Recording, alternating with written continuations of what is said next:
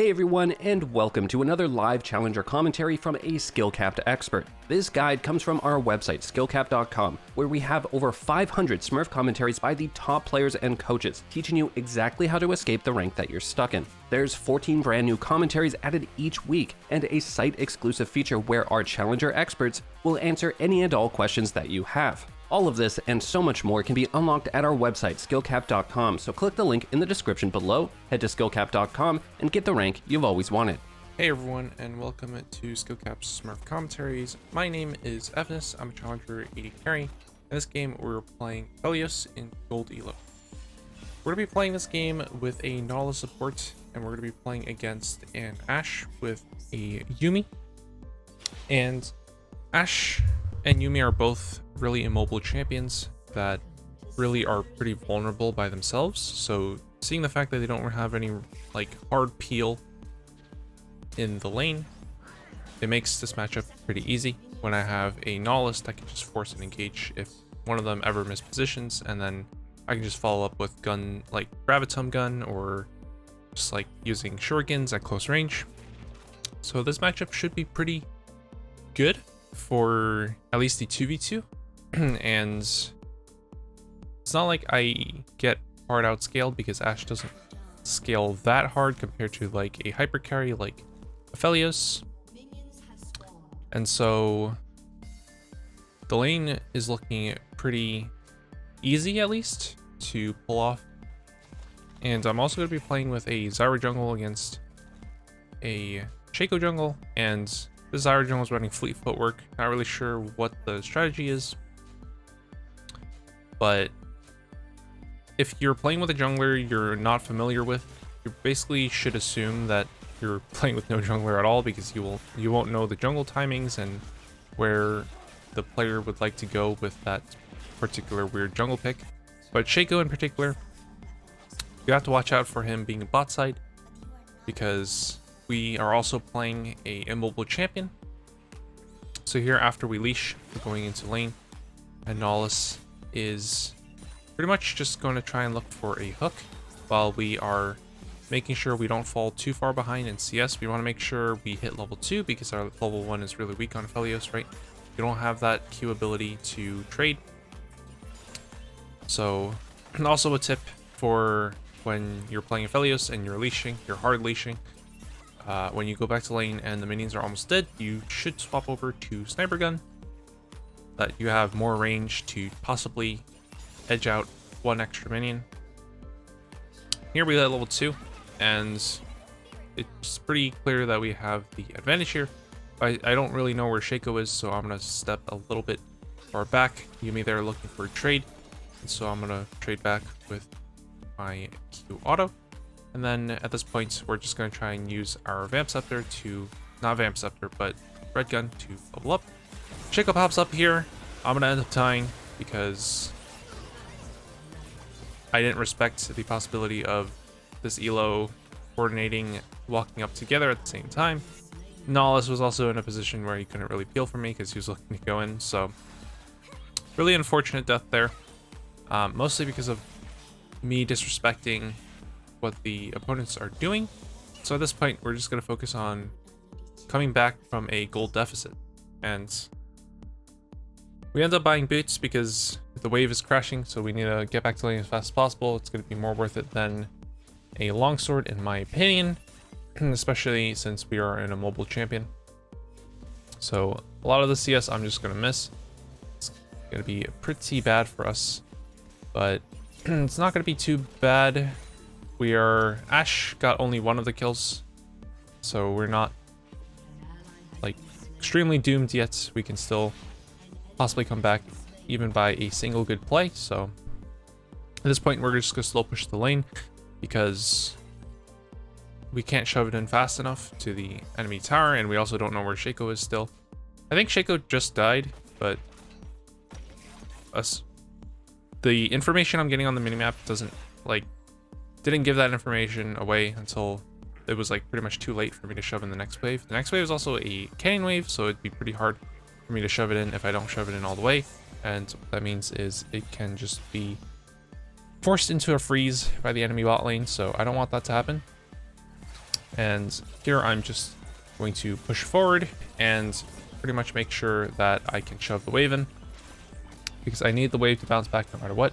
If the wave freezes, then it just means Shaco can just keep ganking me and just keep killing me, right? So I took the information that Shaco isn't outside, at least for the time being, so gotta make sure the wave crashes all the way, and then we start walking back. Could have actually been punished there if Shaco just walked directly towards bots, but I trust that junglers don't really do that. They would like to at least do one jungle camp beforehand. And at this point, the wave is in the middle, but I don't know where Shaco is anymore, right? So I'm going to be staying pretty far back. Just going to wait for Nolus to initiate anything if he is. Zyra is also in the bot side, so we are a little bit more safe than we otherwise would be. And I have Graviton Gun, so I can follow up on this gank. So we're to start off with the snare. Nolus flash autos as soon as I go for the snare, so that's good. Pretty suboptimal, but we're just going to follow up with as many autos as possible. And then as soon as Yuumi walks out of the way, we're to look to land one of our green gun Qs, sniper Qs. And then because they're dead, we're just going to shove it in. Pretty simple stuff. We're to try and get a turret plate and also channel recall. Nautilus here, I don't know why he hooks. He's gonna end up dying because he triggers tower aggro on himself. Obviously he'd rather hook away, and there's a trap there, but he could have hooked towards the upper wall. And now we're just going to buy more move speed. We don't really have ideal gold values. I think we might have been able to get double longsword and dagger, but honestly, it's not too big of a deal. I prefer attack speed anyways, so we're gonna be completely fine with tier 2 boots. We're gonna be lacking on damage though. If you notice, Ashe has Noon Quiver, so we have to keep that in mind, but it's not too big of a deal. I also have level advantage because of how much minions they've lost from that that play, right? So at this point, notice the wave pushing in towards us. We can look to freeze us, and that's exactly what I'm going to do. Apologies if things seem a little uncoordinated. I'm not recording this at the same time, but yeah, so we're going to look to freeze here, and we're just going to ping Mia because we want to make sure they're not there. I put the turret down because I wanted to make sure no one would walk in the bush or anything like that, but it just triggered and ended up kind of screwing over my freeze. But they ended up looking to push this in anyway, so I'm gonna continue having a freeze, which is really nice. Put another turret down to disincentivize them from continued chasing, and then we're going to try and hold the freeze for pretty much as long as we can. Don't really have that much of a CS lead, but assuming we can keep freezing, if we keep pressuring and we take opportunities where they're mispositioned and we kill them and then we make them lose minis under turret, we're just going to continue expanding our CS lead in those ways. So they're going to push this in, but Nautilus doesn't really have HP to contest anymore. He's kind of lost a little bit of it with the amount of poke he's been taking, so we don't have as much lane pressure as I would like. He does have a refillable pot, but it's not enough to keep him healthy, especially if he gets hit by literally everything. So at this point, I'm going to walk forward because I am level 6, right? So we're just going to throw out all of our abilities as well as our ultimates. We could probably use Red Gun ulti here because we're kind of low on HP, but I was just kind of trying to focus on dealing as much damage as possible. So that's pretty much why I just spammed my ulti without caring which gun it was. Ideally, I would have swapped over to Red Gun and got some HP back because that was kind of close. And we just simply chase Yuumi down after with our Red Gun Q, which gives us move speed, if you didn't know. And after they both die, we just pretty much shove in the wave. And we're going to recall here, get our Noon Quiver. I assume I will buy a Noon Quiver and a Grit Cloak. And then we're to walk back towards bot lane because, well, there's pretty much no other lane to go to at this point. Lane swaps don't really make sense because Aurelia is shoving top lane. She's going to go base probably after. Maybe she's going to go for a plate, but ideally she's just going to go base.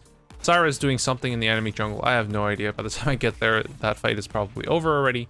And Syndra obviously doesn't really need to roam. We can't really force anything on Zed when he has an instant escape. Then we're just watching this play happen.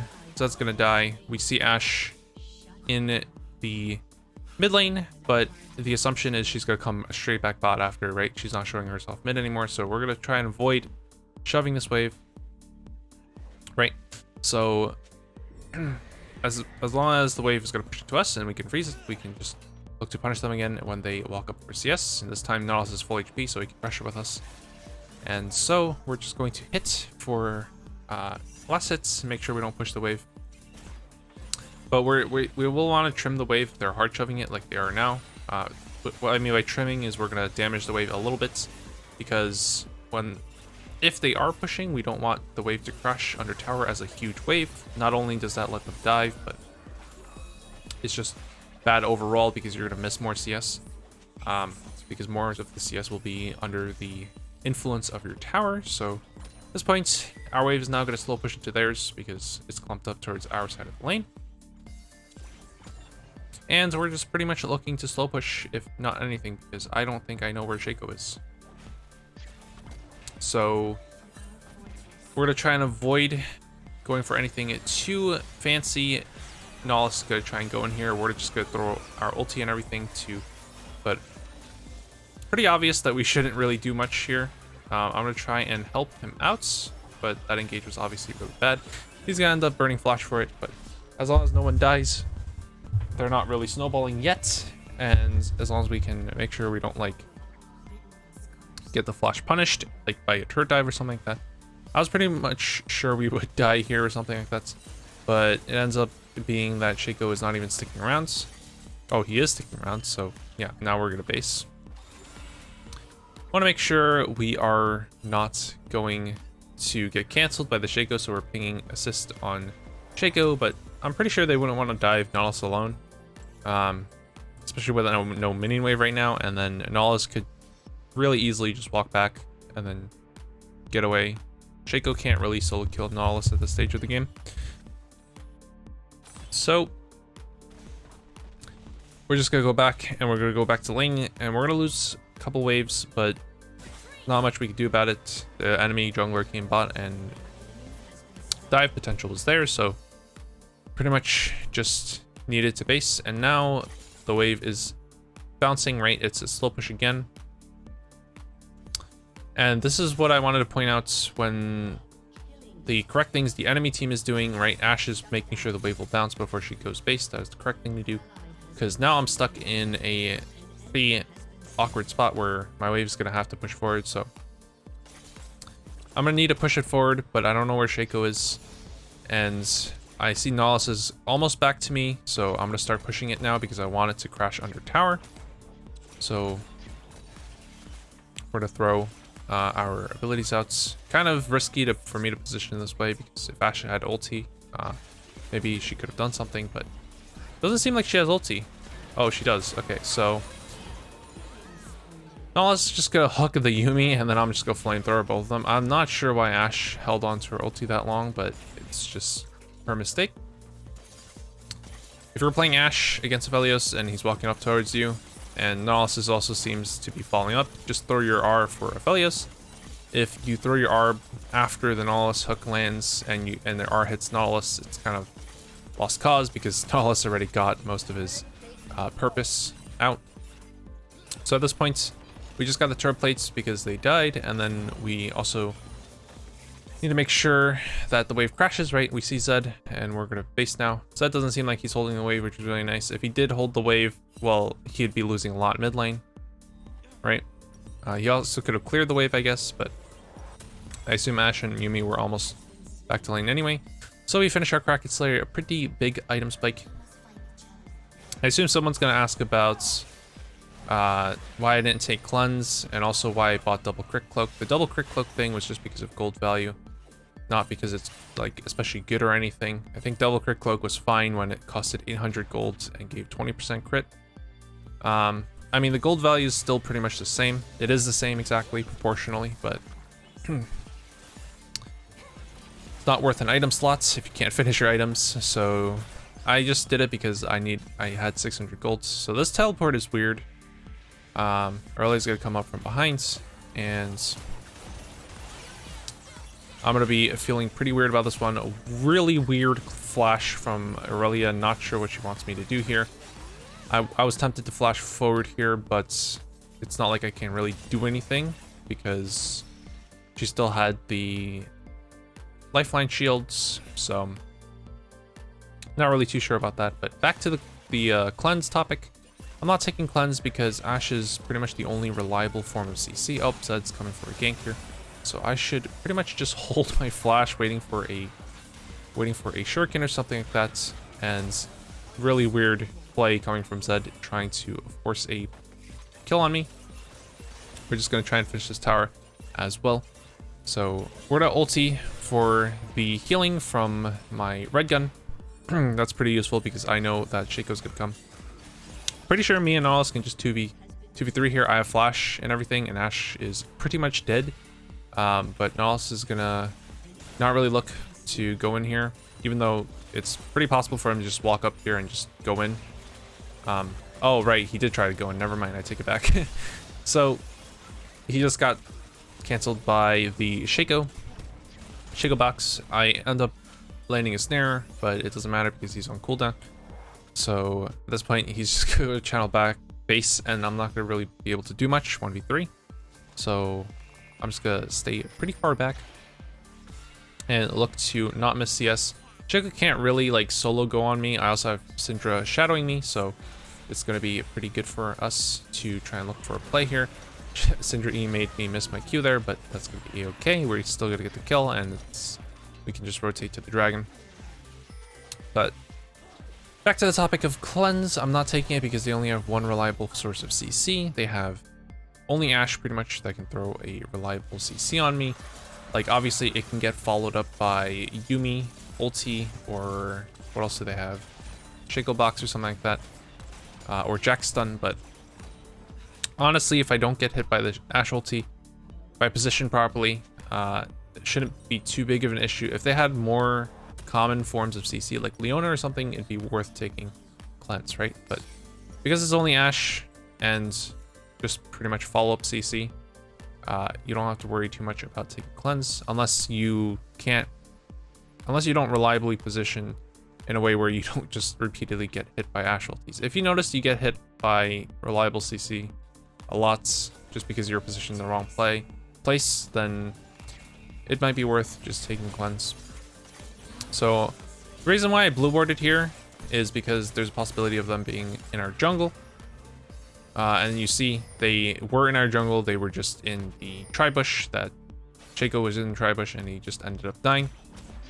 But there was a extremely likely scenario where he would be sitting on the red buff trying to look to pick me as well. So I was reward there, especially in higher levels of play. You're gonna expect enemy junglers or enemy solo laners to hover over your buffs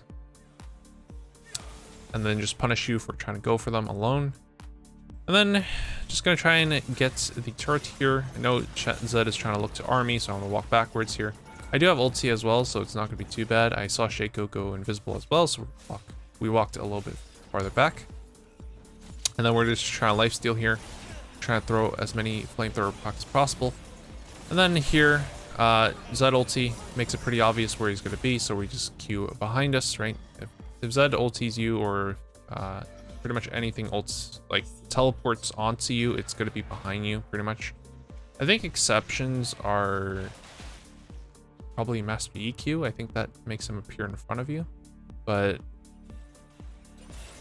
for a case like Zed, it's pretty well known that he's going to appear right behind you, so as soon as he appears, especially with a nerf on him since like season 5 or 6, you can no longer teleport back instantly, so you pretty much have a guaranteed place where he will be, unless he has flash or something. He just spams flash after he teleports onto you. So you pretty much use that as a guaranteed skill shot angle to hit, so I took advantage of that, and then I just threw out my ulti, and we ended up living as well. So that's gonna be pretty nice. We're gonna finish we finished our Phantom Dancer on the last base, but we're gonna have our 2-item power spike with Dragon Slayer and Phantom Dancer, pretty insane item combo. And we're looking to build Infinity Edge third. We're going mid right now because top lane's pushed up. And because we want to rotate to the Riftchild fight. And also the fact that bot lane is kind of shoved up as well, but also because Syndra was bot lane, so I didn't want to share XP or anything. Apparently Ashe and Yuumi were just sitting in that bush waiting for me or something, so we're gonna end up walking straight into their hands and we're gonna throw 1k golds. Pretty bad play, honestly. I should have used the blue ward for that bush because that was pretty much the only bush I could have got jumped from. Besides like Shaco like queuing over the wall, obviously, but I had my ward up, so there's no reason for me not to use it really. So that was definitely a misplay. And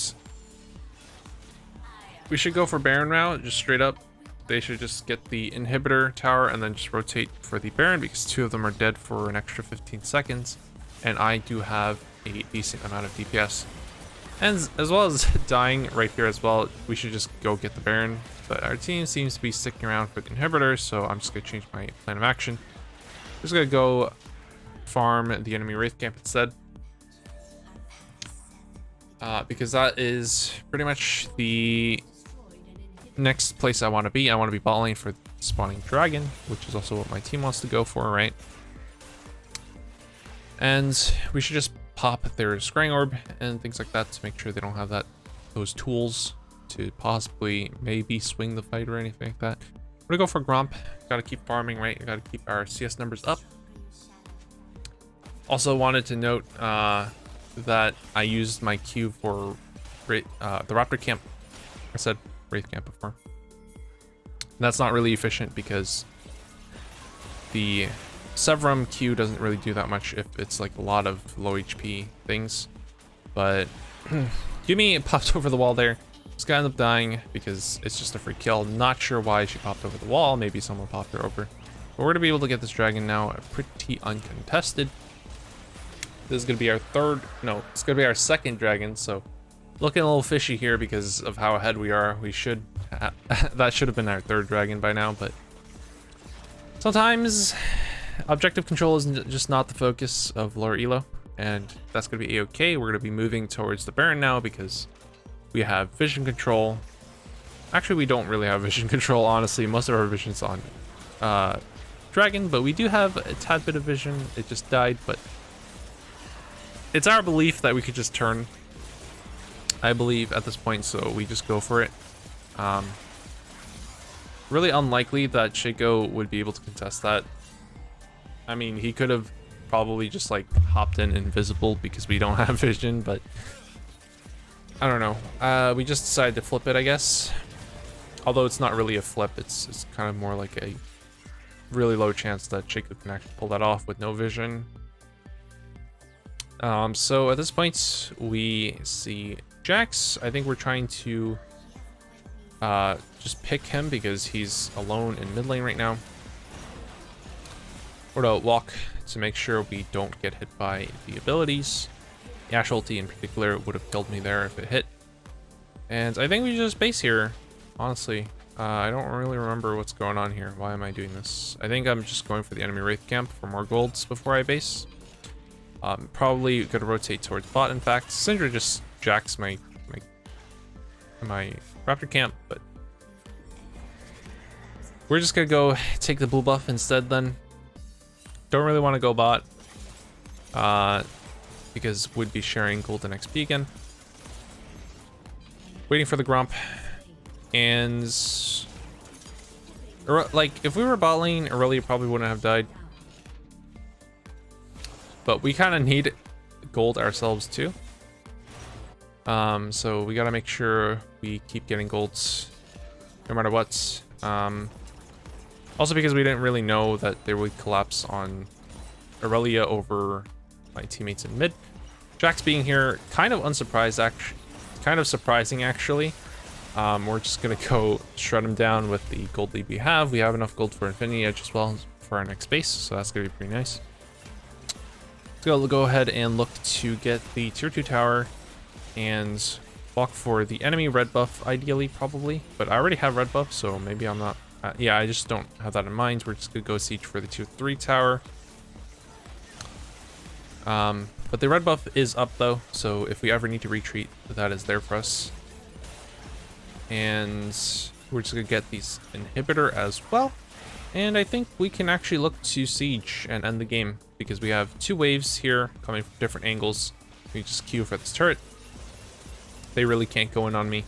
But I think I die here anyway, because Ash is just going to ulti me, and Nautilus isn't really blocking, not helping me siege. I flashed there. I don't think getting hit by Ash ulti is necessarily the thing that actually killed me, because I was just able to flash out instantly without them really applying that much damage to me. But the fact that Shaco and Zed just like dived for me, I end up dying there. Pretty unfortunate play. Would have liked to see Nautilus try and like block for me, or just teammates playing more forward in general, because we're trying to siege. We're trying to siege for the towers. At this point, you might say, well, if I had cleanse, like maybe that would have been fine as well, but it's not really necessary if I played correctly. I mean, I should have paid attention to the positioning of my team and not just been that far up. I don't think having cleanse should be an excuse to miss position, right? So at this point, we're going to pick up the mid wave, and third dragon's gonna be spawning. Kind of concerning at this point whether or not like the game would turn, because I did get shut down twice so far in this game. And we are only 2 dragons in, so things can turn around. Scaling in terms of this game is not going to be that good for us. I mean, we have Aphelios, but Yuumi is a lot better than Nautilus. Jax is significantly better than Aurelia. I guess Syndra is better than Zed a little bit, because she's a control mage versus an assassin, but it's not looking too hot in terms of scaling. Like, it's not like we can just sit still and have a guaranteed win, right? Especially with the Yuumi Jax synergy. We have 2 champions that scale really hard. Paired together in the late game would be pretty scary, right? If you think about how we can possibly kill Jax, he's just gonna dodge our auto attacks, and no one else is really gonna do damage to him if he's just bruiserish, and if he's just building a lot of HP and has Yuumi healing him as well. So that thought is pretty scary, and we don't really have killing going our way. We're gonna rotate top because Zed is way too overextended, so we're just gonna walk up, and we're gonna look to shove in the top wave as well, because that's gonna be the furthest tower up if you observe the minimap. And so because it's the furthest tower up, it's basically the next easiest objective we can take. Baron's not even up yet, and Dragon isn't spawning anytime soon. We can try and snipe for this blue buff. That looked like it was gonna be stolen, but I don't know. Probably just smited it or something. Just gonna look to push in the waves, right? Try and look at pushing the waves. The turret is really damn low. You pretty much have no chance of trying to save this one. Zyra is just going to be fighting Shaco in mid. She's going to live and win the 1v1 with like 100 HP. That's going to be pretty good to see. Otherwise, we'd be in a 45 right now, going for this inhibitor. I think we should just go for Baron again. Don't really know why my team's sticking around. Shaco's dead for 30 seconds, but my team is just sticking around. I mean, I don't really assume that proper macro calls would be made in this elo, but the correct play here would be to just go Baron, but we end up just picking all of them and winning anyway because we were just so ahead, and that's gonna end up winning us the game. Pretty much that play, even though it wasn't really the proper play, it still ended up winning us the game. So that's gonna be it for this commentary. Hope you guys enjoyed, and I'll see you guys in the next one.